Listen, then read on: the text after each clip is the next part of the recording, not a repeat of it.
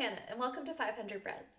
In this video, I'm going to be showing you how to take your active sourdough starter and dehydrate it.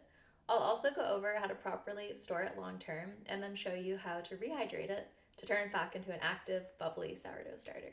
Here are 3 good reasons why you should dehydrate your sourdough starter. One is that it creates a shelf-stable backup in case your starter dies. Second is that you might be going away on an extended vacation or just taking a break from baking sourdough, so you can just put your starter on hold until you're ready to get started again. The third reason is that it can be a really great gift to send to a friend who lives elsewhere to get them started on their sourdough bread baking journey. The night before I'm going to dehydrate my starter, I create a second starter. You'll take your active starter and pour half of it into another container. Then add equal parts flour and water and mix. This is the starter you'll be dehydrating. This means you'll have dry sourdough starter at the end of this process, but you'll also still have your original starter active for whenever you want to make bread. All right, I'm going to leave this overnight.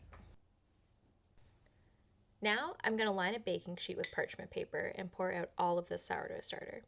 I'm going to use my spatula to spread it as thin as possible. It might take a few minutes to spread it out, but it's definitely worth it to make it as thin as you can because it decreases how much time it's going to take for it to dry out.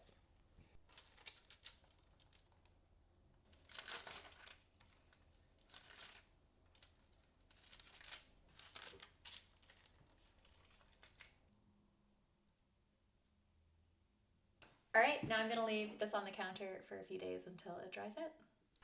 All right, my starter has been drying for 3 days, and now I can tell it's ready because the texture and brittleness is really similar to crackers when I break it up. So now I'm going to use my hands to crack the sourdough starter into pieces about the size of a dime. I'm going to transfer the pieces to this jar, but you could also use Tupperware or a Ziploc bag or any other sealable vessel. All right, tighten the lid. Now this dehydrated starter is shelf stable and it's going to be good to go and stay in a cool, dry place for several years until you're ready to rehydrate it. All right, so how do I go about rehydrating my dried sourdough starter? It's super easy and it just takes a few days of hands-off time. First, I'm going to start by pouring 30 grams of the dried starter into a container. Now I'm going to add 75 grams of warm water. And now I'm just going to let the chips soak in the water for 2 hours. After the first hour, I'll just stir the chips a little bit just to help them break up and disperse a little bit more with the liquid. After 2 hours, I'm adding 30 grams of flour, mixing and letting it sit somewhere warm for 1 full day. At this point, you'll start to see some bubbles forming. Don't discard anything and add another 30 grams of water and 30 grams of flour. Mix, let sit for 8 to 10 hours in that same warm place. Once again, without discarding, add 30 grams of water and 30 grams of flour, mix and let sit. Your starter should be looking bubbly, lively, and be rising and falling consistently now.